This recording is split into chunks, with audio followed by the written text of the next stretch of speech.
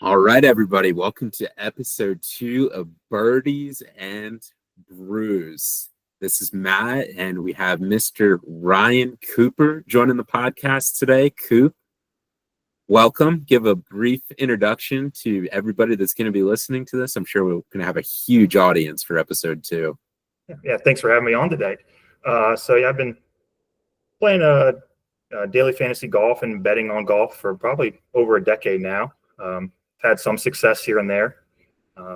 We had John Rahm at the Masters a couple years ago. That was probably the biggest that we've ever had, or I've had. And then I've won quite a few daily fantasy contests as well. So definitely had some success. So hopefully can share that with everybody else.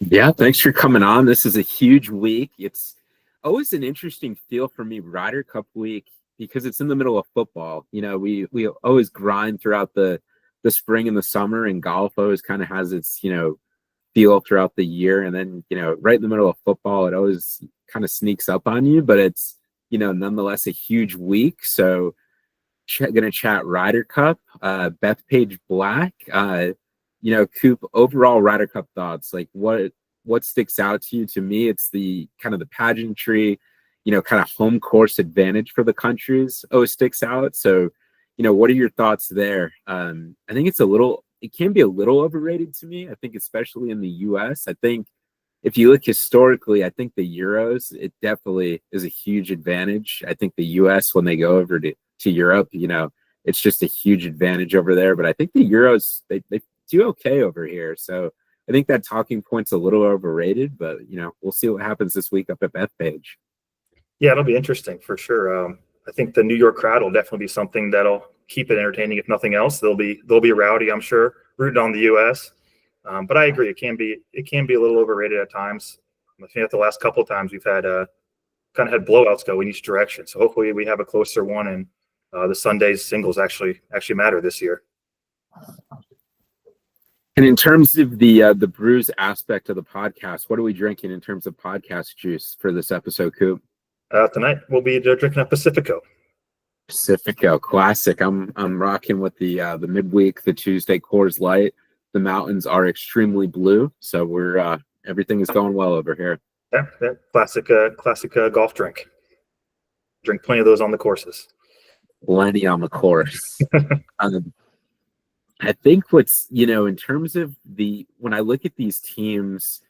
And what sticks out to me is, and I think this is kind of the macro point for the game of golf, is how alike these teams are in terms of style of play.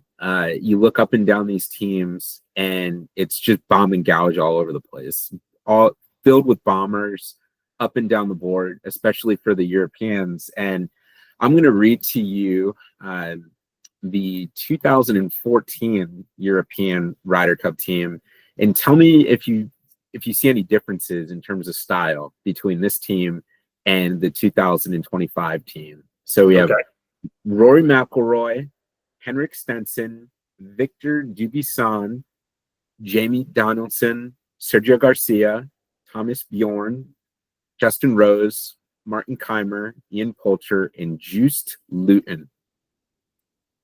Definitely some differences this year. A lot of those outside of Rory. I don't remember some of those guys, but they don't strike me as any of them as being super long off the tee. They definitely are more true link style golfers. Compared to now, the European golfers have taken on much more of the U.S. persona. They're bombs and gougers too now. You got Ludwig, John Rahm. These guys all hit the ball just as far as anybody.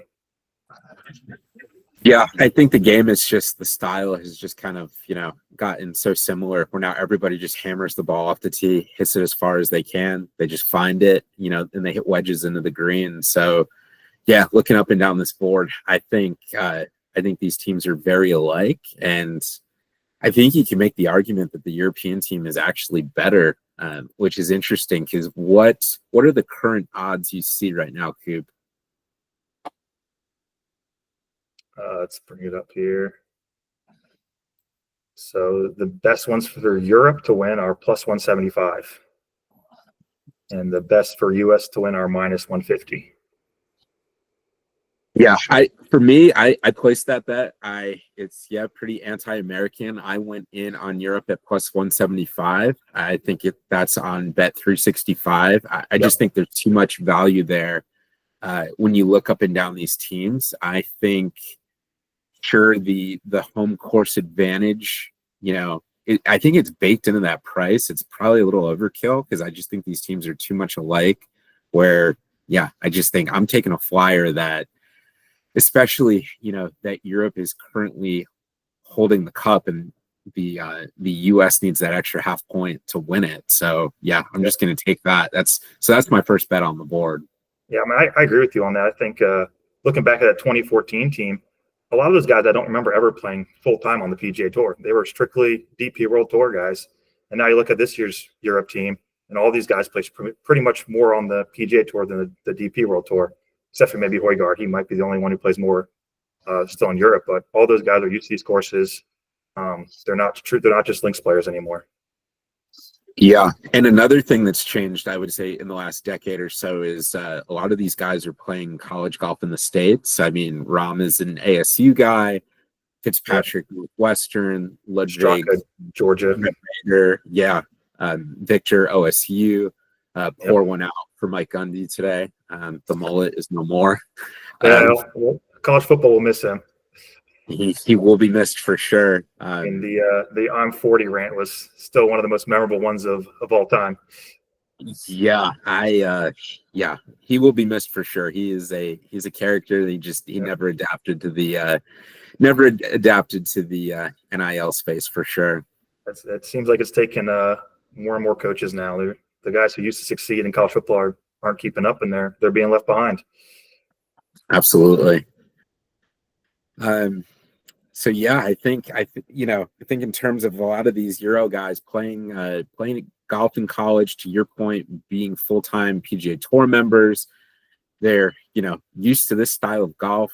I don't think Bethpage Black is going to sneak up on any of them. I think they're used to this style of major championship golf. Reports on the ground are that the U.S. team is going to set it up to be pretty scoreable. So to me, that's going to be probably pretty shortish rough. I mean, you can't set that golf course up to be scoreable with super long rough. I mean, the greens are probably pretty straightforward, if anything. I mean, that's kind of, if you listen to some of those architecture guys, they like to, talk about the architecture of the courses, like the Fried Egg, Andy Johnson and those guys. They talk about how flat those greens are compared to how great the rest of the course is. So, I think the course is, if it's going to play easy, the rough's got to be down. So you got to think those Euro guys are going to be ready for the test.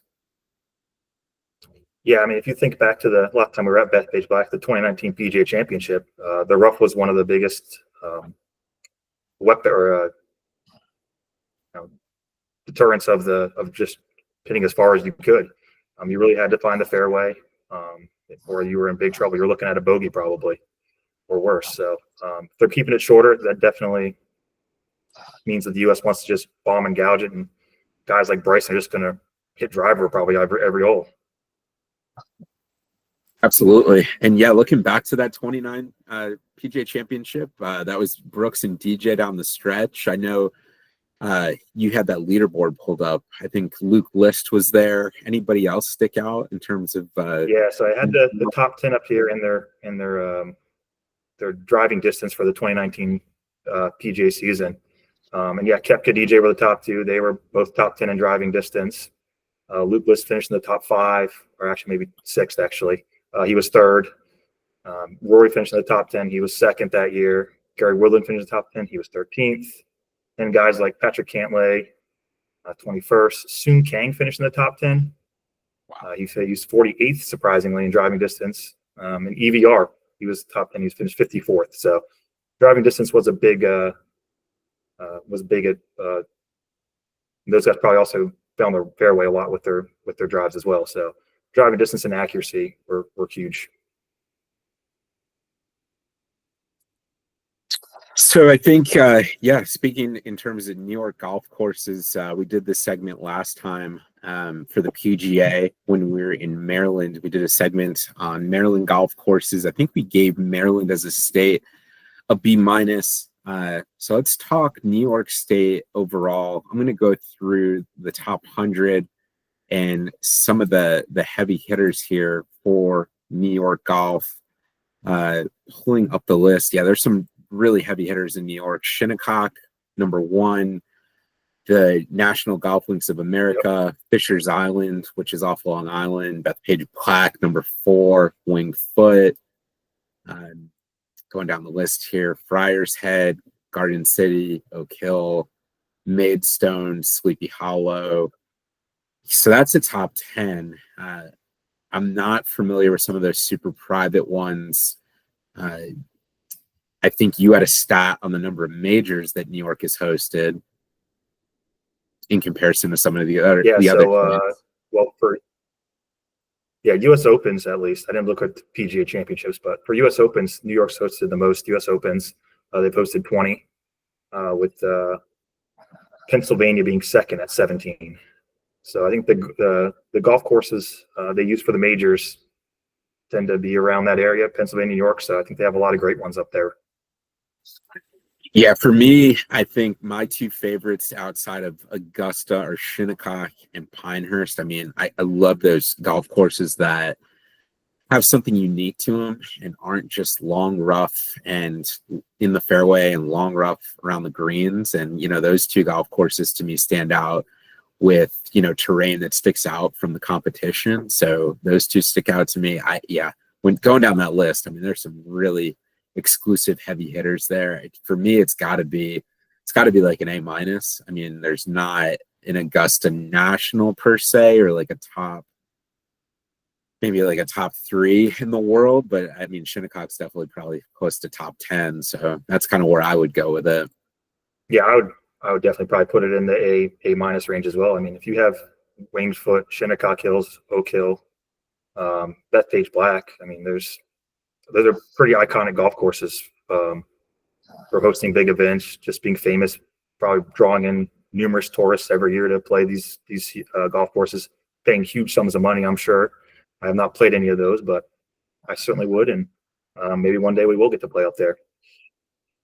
Yeah, that would be nice. It would be, some of those golf courses are a little nicer than, I think where we normally play our average rounds. Yeah, I'm sure they let you play monster golf out there as well, though. Yeah, absolutely. Yeah, just play Avicii and Sandstorm and your average music on the radio and just let it rip. I mean, I'm sure the caddies at these places would love you. They'd probably have a great time with you. I'm sure they would.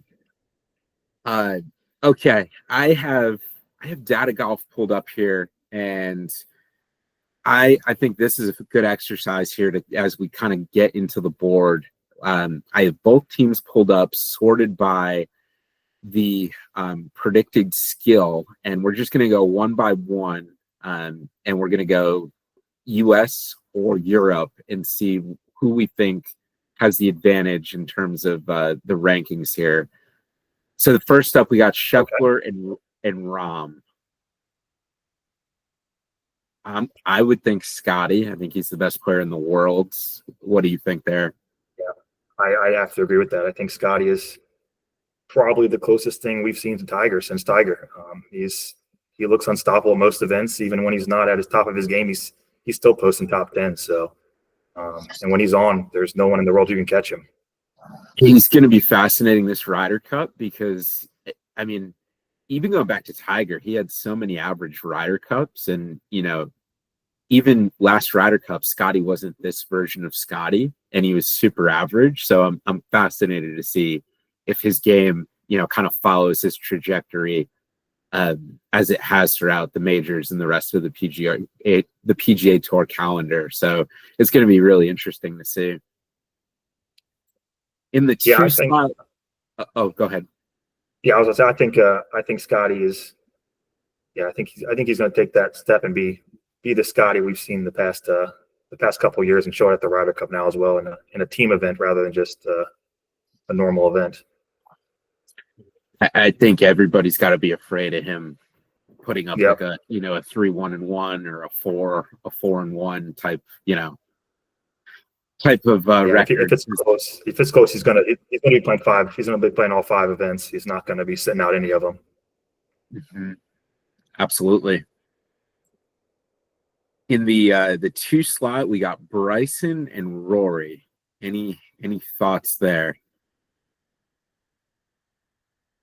Bryson is he is very hit or miss. I feel like he can either be a dominant player or he's. I mean, if it was normal event, he'd miss a cut. But Rory is playing really good golf. I think he finally got that the Grand Slam off his back and taking some pressure off of him, and he's looked really good. So I would probably favor Rory in that matchup. What about you?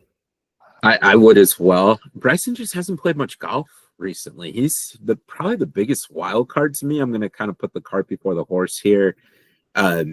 For some of our content later, Bryson's going to be someone I'm going to look to fade, honestly.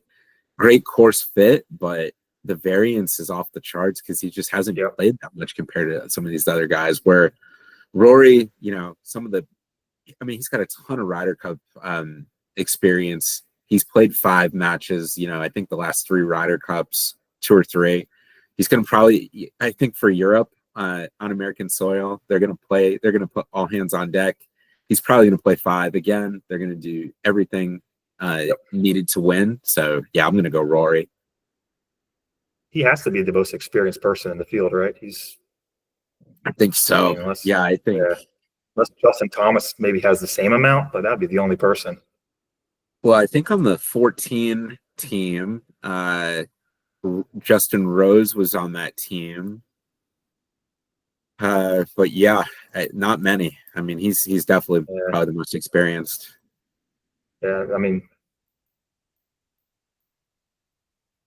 so a lot of new guys too for the U.S. team. So yeah. In the 3-hole, we got Russell Henley and Fleetwood. This is an interesting one. I have some thoughts. I mean, Henley's been playing really well. He's been playing really well, but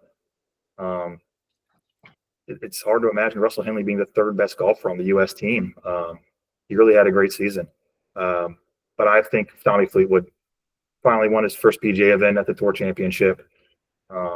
He's been playing great golf all year, even though he only has 1 win. He could have won a couple more. So I would take Fleetwood in that matchup.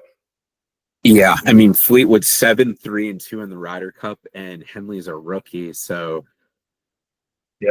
that's for the U.S. to have their 3rd ranked player in terms of data golf be a rookie that's troubling, So I think we're have Fleetwood there. That's for later for driving distance, and Henley is actually the lowest ranked in terms of driving distance on either team.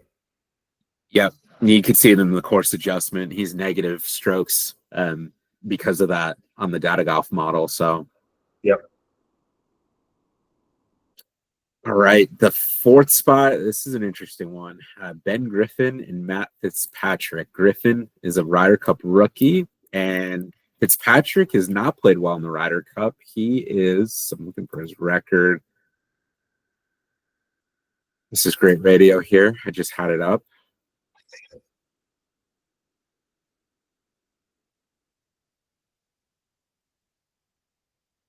You could go on your thoughts there while I pull this back up. I mean, Ben Griffin versus pretty much repeat what I said. It's hard to believe that Ben Griffin is the 4th best member of the U.S. team, but he has had a great year. I think he just finished 2nd at his last event, so his form is real good right now. But Fitzpatrick's also playing well. Fitzpatrick has a top 6, a 5, and a top 5, a tie for 5th in his last 3 events as well. So I will take Fitzpatrick here as well. Fitzpatrick has also won on the big stage before with his U.S. Open win. So I'll go Fitzpatrick here again for Team Europe. I will too. Fitzpatrick is 1-7 in the Ryder Cup, which is troubling. That's hard to believe it's that bad. He did win his major in Boston, so he did win it in the Northeast. So similar, grass style and course layouts and all that. So that 1-7 is troubling. Griffin. Griffin's had one of those years where every stage I was like, oh, he can't do this. He can't play well at the U.S. Open. He can't play well here, and he just kept doing it. But the Ryder Cup the Ryder Cup kind of brings guys who've had exceptional careers to their knees. So he's kind of needs to prove it to me, before I buy in. So yeah, I'll take Fitzpatrick, major winner, who's been playing great, kind of found his game down the stretch. Yep, I agree. So another one for Europe. This is a fascinating one here. Xander and Aberg in the 5-hole. And I will just throw in, Xander just had a kid, I think 3 weeks ago. So he missed the Pro Tour where all the American guys played out in Napa, where they usually, normally that's a donkey fest, as I like to call them, a mule festival. But that's a factor. Xander's been, coming off that rib surgery, was kind of off all year. Yeah, so Xander's had a good season. It's not what he had last season. Last season he was excellent with those 2 major wins. So something has seemed a little bit off with him, and now with having a kid, he's probably not getting much sleep. And he hasn't played since August. He hasn't played since the BMW back in August, so he's taken over a month off now. So I'm probably leaning Ludwig on this one. Ludwig's been playing well. He's got 6 straight top 20 finishes. I think he's a great course fit for this. He hits the ball a mile. He's pretty much does everything well. There's no real weakness in Ludwig's game, so I'll take him over Xander right now with his form. I know. I love the course fit for Ludwig as well. So we're at 4-1 right now. Obviously, this is just taking the back half of the U.S. team is going to come back here. Europe's going to we're going to favor Europe here. Yeah, obviously this is just an exercise of taking the rankings and going 1 versus 1. Right. But yeah, so this is interesting.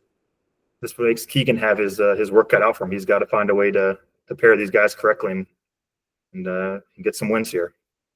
So this one is, I keep saying this, I'm a broken record. This is a good one. Cam Young and Victor Hovland. And I love the Cam Young course fit. I mean, he's about as good of a course fit as Bethpage as you'll find. Yeah, got his first win as well recently. It seems like Victor's been a little off all year too. I don't know. I think at one point he changed his swing or something, and he went into a little funk there. But he's playing better now. But I'm still going to take Cam Young. Cam Young has got a 10 or 5 straight top 10s, or 11th at the BMW, but almost 5 straight top 10s. So I will take Cam Young in this matchup.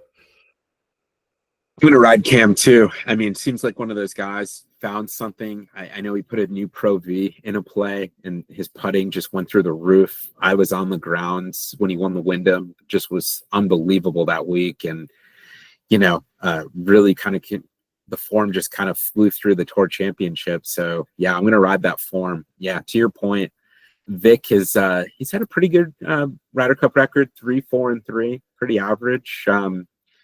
Obviously better than Fitz and some of the guys on the board, but yeah, I'll take the rookie there. Fitz is pretty, but yeah, I'll take him as well. So that puts the U.S. on the board with 2. So this next one, JJ Spawn and Bobby Mack. I mean, for Spawn, I don't think there's anybody who's surprised more than he did this year. He had an incredible year. It seemed like it came out of nowhere. I mean, winning a U.S. Open. He had finished second at the Players. So he had an incredible season. I do have a soft spot for Bobby Mack as well, though. And he's had a good year as well. He finished second at that U.S. Open as well. I believe, weren't you on him for that U.S. Open? Yeah, I think you might have been as well. Yeah, I think we were on him together, and just came up a little bit short on that with Spawn coming out of nowhere. That one hurt, but I'm torn on this one. I think I'm going to go JJ Spawn on this one, actually.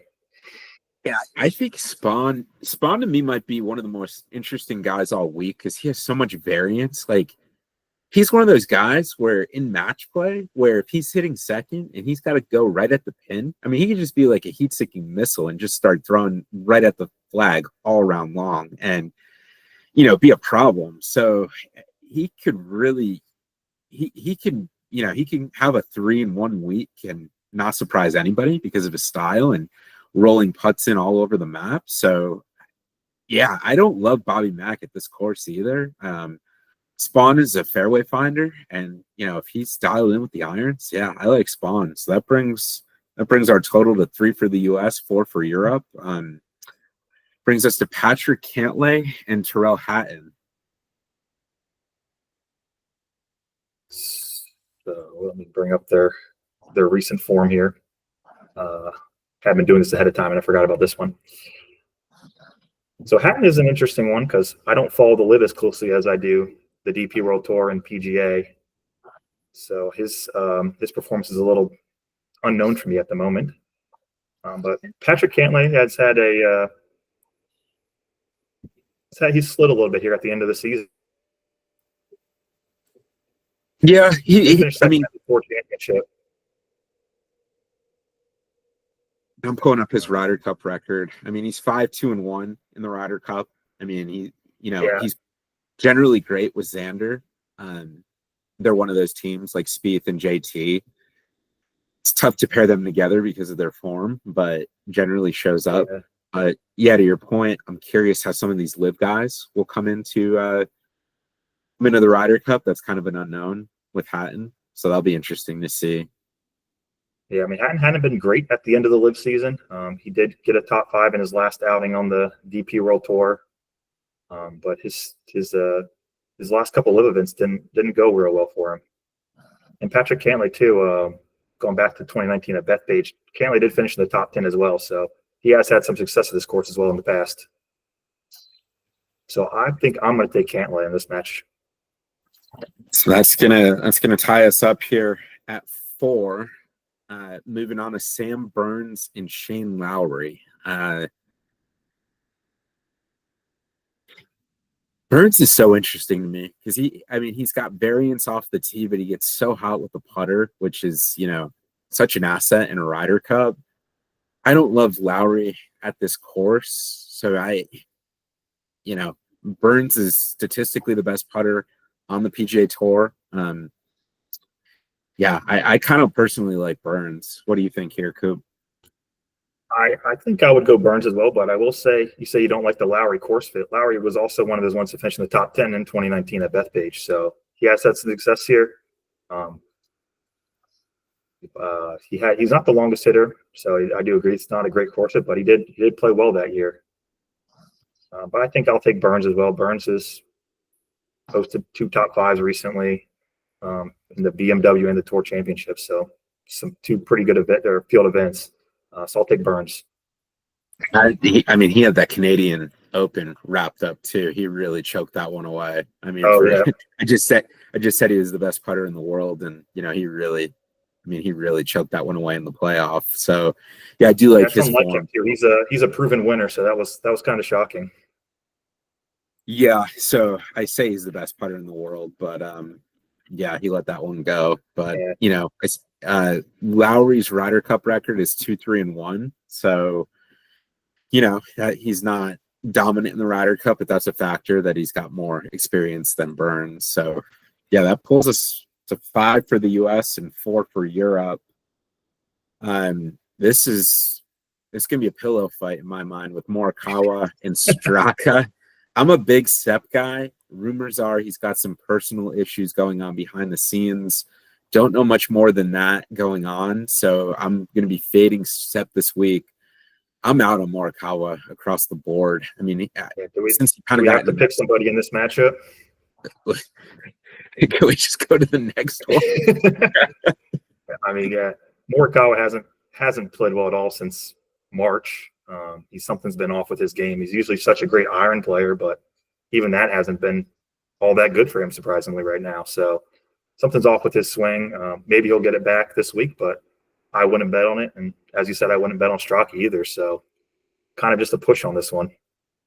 Yeah, I'll take the push too. I have no feel on this one. I would take Sepp. I mean, Sepp was so good earlier this year, but he won it at Philly Cricket Club. And to me, he's been one of those guys that have been waiting to really pop at the majors. He was second at the Open the year Harmon won, but he was like, four back when Harmon ran away with that.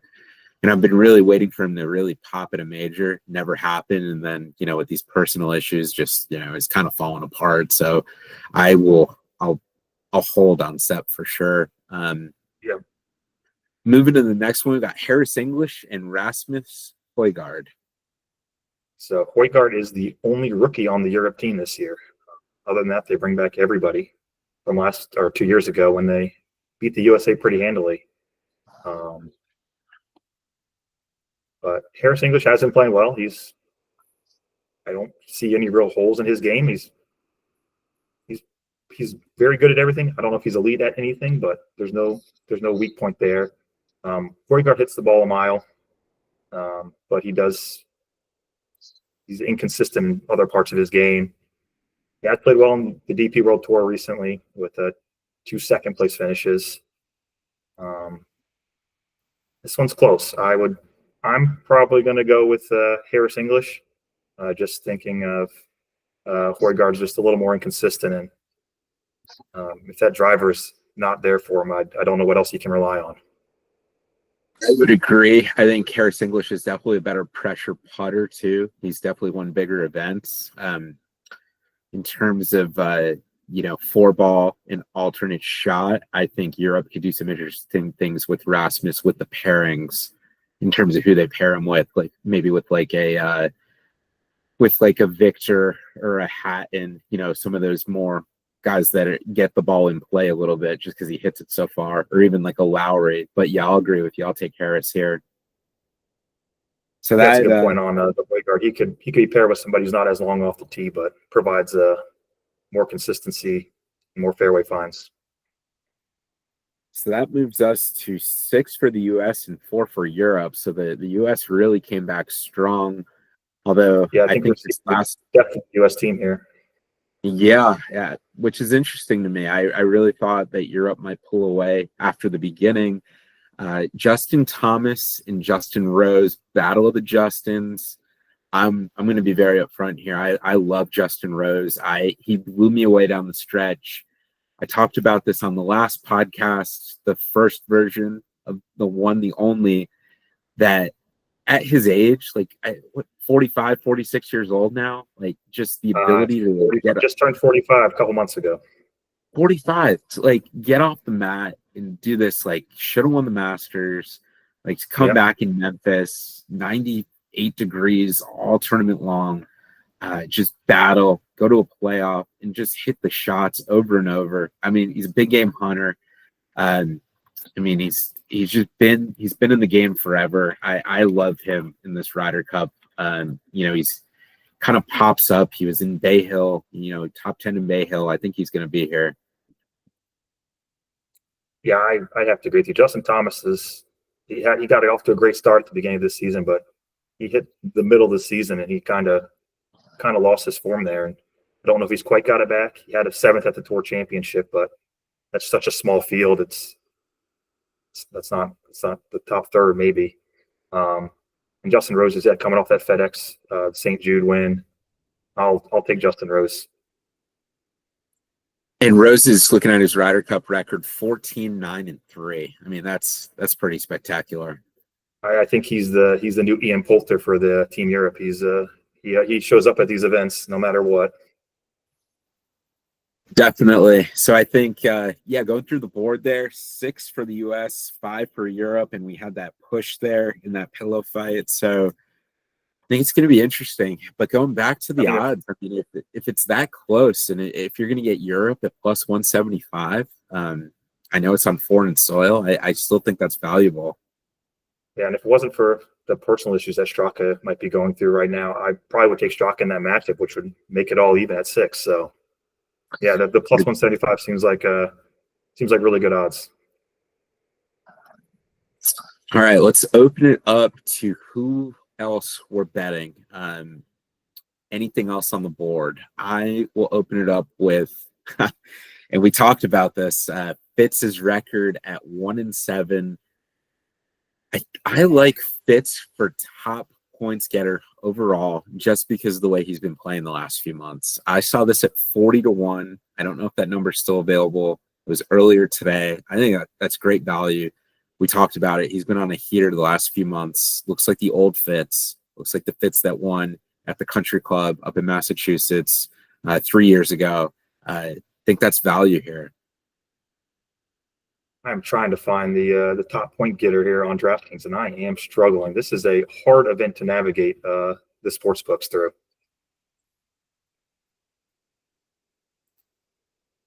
Yeah, I it's not the easiest. There's so many markets. It's a pain. It might be easier on my phone. They make it easier on the phone sometimes. What are your thoughts on Rory as you pull that up? I saw him at 9-1 for top points getter. Because one of the things with this event is you have to project how many matches they're going to play, and we talked about this. I mean, I think Europe's going all hands on deck. I think they're trotting the Rory out there for 5 matches. I think his game is, I mean, it hasn't, it wasn't where it was when he won the Masters and the Players earlier this year. But I mean, I think he's got a chance at maybe 3.5, 4 points. And I think that 9-1, I think you might be overthinking it if you look past that. So I finally found the top point scorer here on DraftKings, and Rory's at 6-1. So, okay, so you got that down. Okay. Yeah, It was that's 9-1. down a bit. But I agree with this bet. You have to find somebody who's playing, I mean, preferably 5 events, but definitely 4. If they're not playing 4, they don't have a chance of being the top point scorer. So I think you're looking at guys like at the top of the board mostly. You're looking at Scotty, Rory, probably Rahm, Fleetwood. I think for Europe, they're more likely to have guys play 5 matches just because, as we just went through, the depth of the U.S. team seems to be a little bit better, while Europe probably a little more top heavy. I see Rory at 9-1 on 365 though. And that seems like really good odds then compared to what DraftKings has him at. That's a 33% increase right there. So that's pretty good. Yeah. So that, I think that's a look. I mean, because you kind of have to look at it almost like an outright, and it's almost like a mini like tour championship field, like right. So I mean, you almost look at this like that's kind of how I look at it. Like, I mean, and he's gonna, like we've talked about, he's gonna at least get 4 matches, and then you look at the bottom. He's played 5 the past 3, so I think it'll be this will be his 4th. And you can eliminate almost half the board because half these guys are not going to get 3, probably not 3. So half these guys would have to go perfect to have a chance. So I think that number is pretty good. Yeah, I agree, because I mean, how many guys are really playing 5 matches? I don't think it's that many. Even 4 matches is probably not too many guys doing that either. Like throw the rookies. The rookies aren't playing 5 matches or even 4. Fitz has come down though. He's down to 25, so he's been bet down off of the 40. He's 40 on DraftKings. Interesting. I think there's some value there. I mean, like when you look at, let me pull up his. We talked about it. I mean, he found something, and I was during the golf season. You saw it at the. It was around the Truist. I mean, he was 23rd. I mean, listen to these. I mean, he was 23rd, 8th at the PGA, and then he kind of, 31st, 38th, and then he ran off 1, 2, 3, 4 top 10s in a row, and then 1, 2, 3. So he had like 7 top 10s out of his last like 9 events. Like, that's pretty crazy stuff. Yeah, he's played here before. He was in the 2019 PGA Championship, tied for 41st. Nothing special, but it's experience, at least on the course. Yeah, I don't necessarily love the course fit. I mean, when I look at his data golf stuff off the tee, a lot of green. He just lost. He was negative at the FedEx, and he finished 32nd. So, I mean, if he's gaining off the tee, yeah, I think there's some value there at 40. Yeah, I agree. If you go back to the order we just did the teams in, he was 4th on the Europe team. So he's viewed as their 4th best golfer. He's going to be playing probably 4 events at least. Right. Yeah, I think my favorite might be that Rory number. Honestly, I might Yeah, need to that look 9 to back. 1 seems like a misprice on that book. I would think it'd be closer to 6. Yeah, because I mean, how many of these guys are going to play 5 matches? Yeah, I think it's Scotty, Rory, Probably Rom. I mean, Rom, and Fleetwood Europe's going maybe. to have to. Yeah, Yeah, they're going to run their 4 dogs out there. They have to. I think that's where it stops though, because then it's just a math equation where I mean, everyone can't play five. No, no, I think you have. I mean, I think for the U.S., I think it's probably only going to be Scheffler. I think so too. I mean,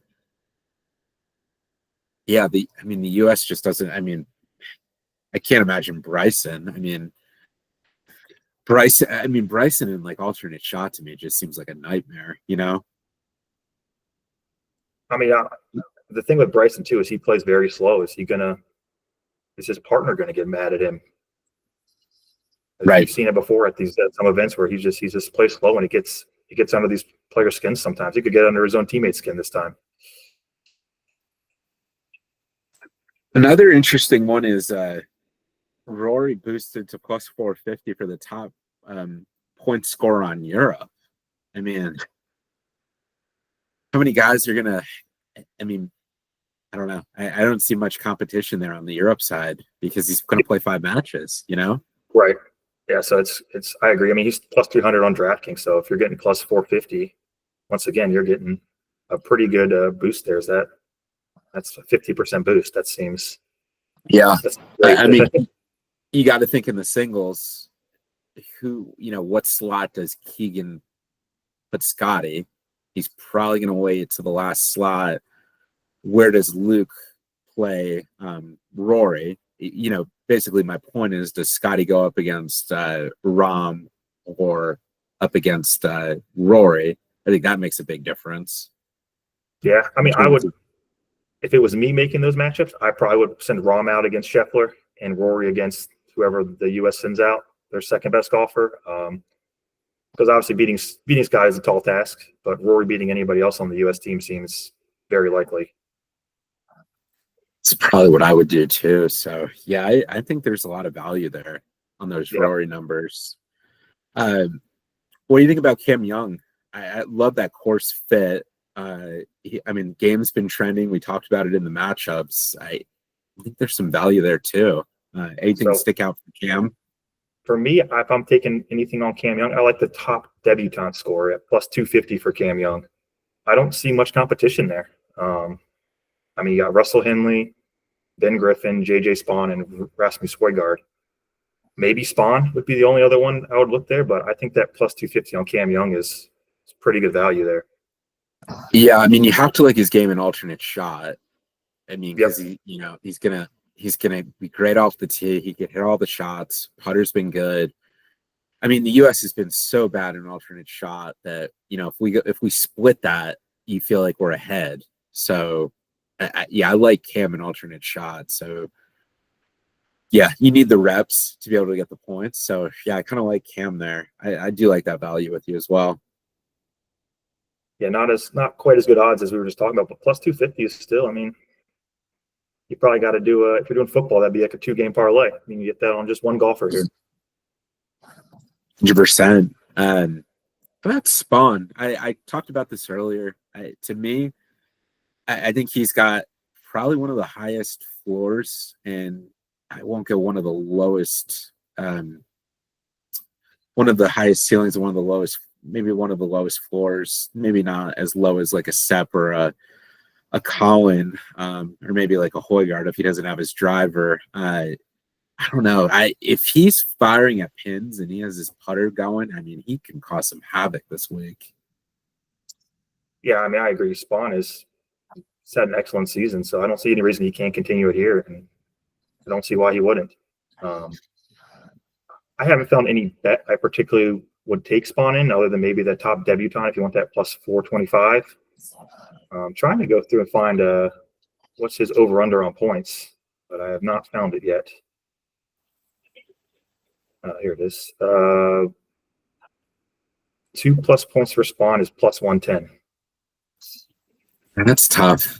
Yeah, I I don't mean, know if I love that. I don't either, because I mean we go through so many of these great players who their Ryder Cup records are right around or just under 500, and Yeah, he's had a great run the last 5 months or so, but I mean he's still it's tough to see some of these guys like Ben Griffin or JJ Spawn just come out on Ryder Cup and just light it up. yeah, I agree. I was hoping I would get a little bit better odds on those 2 points, but at basically even, I probably going to stay away from that.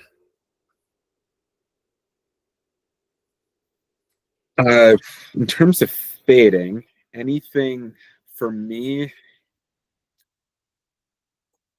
I guess, what do you think in terms of strategy? We're gonna get into a DraftKings lineup to end the show. What do you think besides DraftKings is the best way to fade here? Because in terms of strategy, this is so different than our normal shows, like fading. In terms of fading golfers, fading on the board, it's just such a different board than the standard PGA Tour tournament.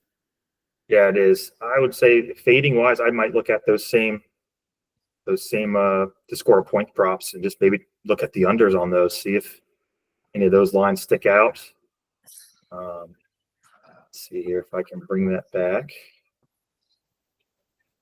So somebody like maybe Morikawa or Straka, under 1.5 for Morikawa is -115.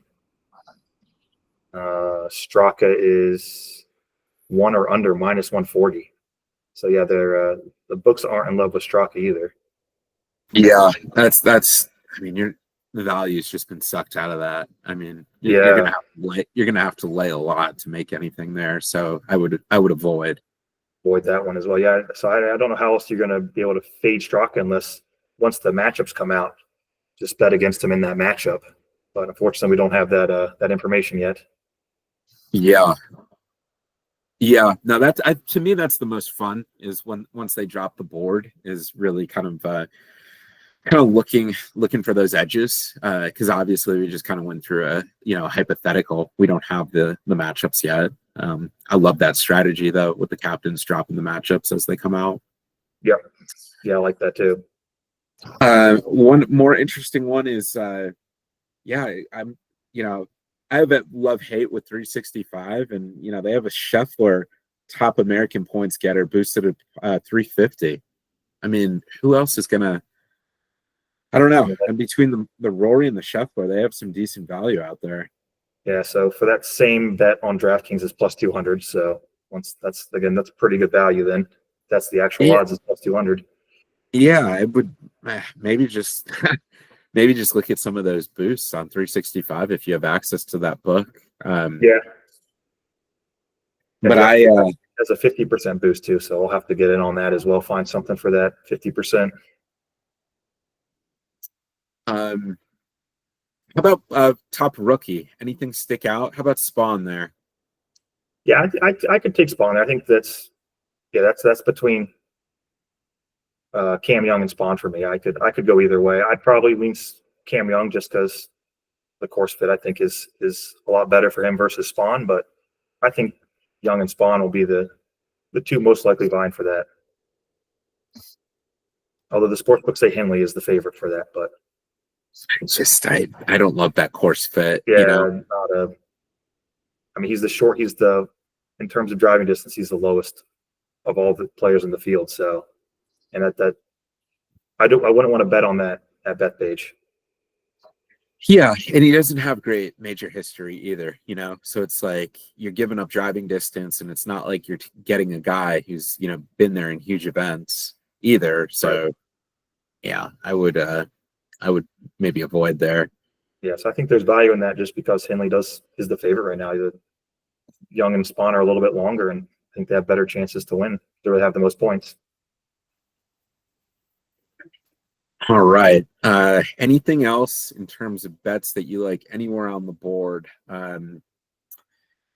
Wild card, any college football or NFL bets you like before we jump into the DraftKings section to end the show? I mean, if you have access to a college football outside of the state of Virginia, I would maybe parlay something with NC State and some Ryder Cup picks because Virginia Tech is really bad at football this year. And I don't think they'll cover. I think it's 10.5 at NC State. So I don't What do think they'll you cover think? that. What do you think about Florida State um, only given UVA 6.5 in Yeah, Charlottesville? I don't understand that. Unless UVA is vastly improved. I mean, we've seen Florida State; they're vastly improved. They beat Alabama. They look like they are back. I Yeah, will not buy UVA being that much better than they normally are. They're a poor football team historically, so I think the 6.5 seems too good to be true. So Vegas probably knows something I don't know, and UVA will probably keep it close. But for my money, yeah, I think I'm taking Florida State.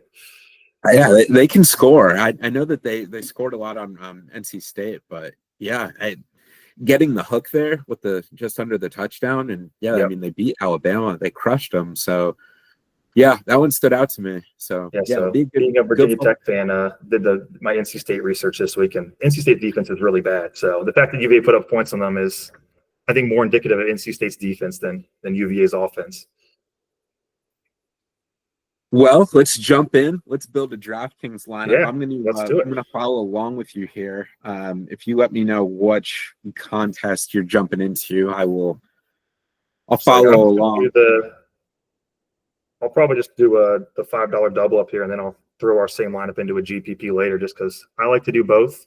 If you have a really good double up lineup, you don't want to just get your money doubled up. You might as well try to win a big game. So we'll do both here. So you're doing the cup one, right? Yes. Okay. Yeah, it's the only option for this. So it's a little different. We got to pick a captain. The captain will get 1.5 times their points, and everybody else will get one. So I think the strategy for the captain is to pick somebody who's going to play. We think we'll play 5 events. Obviously, the more events you play, the more points you can score. So I think we try to fit in Scheffler, Rory, John Rahm, Tommy Fleetwood, somebody like that who we know is going to play 4, if not 5. What are your thoughts on Rory? Just everything we talked about. I mean, I love Rory this week. I think he's a solid pick all around. He's Rory. He's got his career Grand Slam now, so hopefully he's playing free and easy, and he'll come out firing at a Ryder Cup. I love Tommy this week coming off. I mean, Tommy is for the captain. That's some Not solid savings right there. Well, I'm just talking about down the board. Like for a captain, I love Tommy too. Yeah, I think Tommy is a must play. Right, let's put Tommy in for a non-captain at the moment. Okay, so we got Rory as our captain. We got Tommy. Yep. I mean, Cam Young is sitting there at 7,200. That seems low for him. I love that as well. Well, the pricing is a little different this week. It goes down to 4,000, so that's a little different than normal. Yeah, there's huge variance. 7. Yeah, Scotty Scheffler is all the way up at 11,000. Yeah. I mean, we have 6,200 on average remaining. So anybody you see like 6,000 or below that you think we should get in here? I mean, Justin Rose is down there. I think Rose is going to bring it. I mean, Yeah, I mean, I kind of like putting Justin Rose. He always plays well at these things. He's got great form right now. He's kind of the emotional leader now for Team Europe without Ian Poulter. So I like that pick. I'm all in on. He just keeps getting off the mat. Yeah, so that gives Justin us Rose 2 more, about 7,000 a pop. Yep. So you could maybe go high low, like a little over 7,000, and then dip lower. Yeah, I don't see anybody I'm in love with just over 7,000. I mean, you're looking at Russell Henley, Terrell Hatton, and Sam Burns. What if you go Burns Fitz? Could you squeeze that? Yeah, that would work. You can do Burns Fitz, yeah. I mean, otherwise, I'm not taking Morikawa. It's a pretty good lineup. I mean, you got Rory as your captain. Yeah. Sam Burns. So what did we end up with? 1, 2, 3. So we went 4 Europe, 2 US. We feel good about. I mean, we like Team Europe to win this, so I think that'll be different. Team US is the favorite, so I guess, and more people are going to probably go, if not 3-3, going 4-2 US. Yeah, I mean, I guess as we're wrapping up, I mean, one more interesting point to me is I feel like everybody's been talking about it's interesting that Europe is a dog now for months and the price hasn't come down. What do you make of that? It's a little scary, I would say, if you're on Team Europe, because it seems Yes. like that. I'm guessing the smart money and the sharks must be betting Team USA to keep that price pretty stable. If the public, like you and me, are on Team Europe. Yeah, but yeah, it's a fair point. I mean, because it really hasn't gone down. I mean, at all. Like, I don't think I've seen it under like plus 150. Yeah, I mean that's at plus 175 right now, so it might even drift it up a few.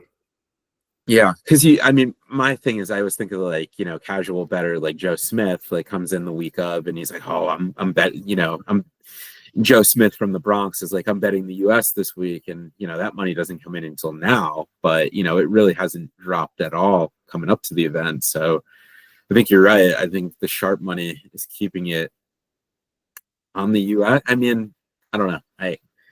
We did the exercise. I think these teams are pretty close.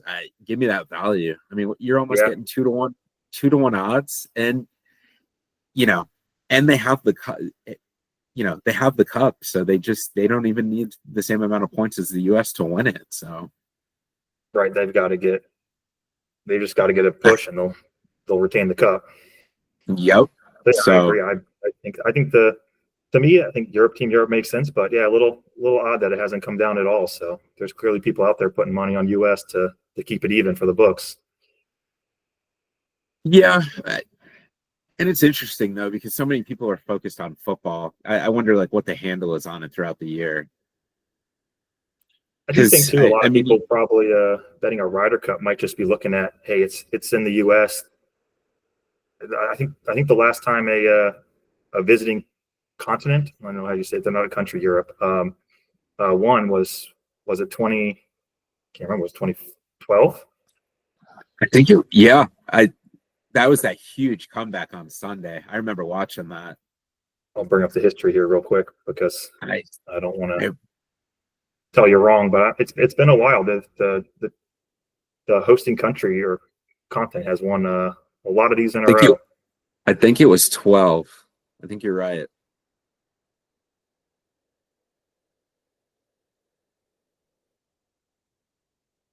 Yeah, it was 12 at Medina.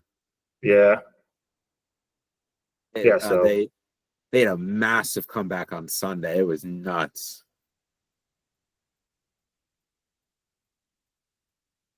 yeah, so that's been 5 Ryder Cups since the last time the non-host country won.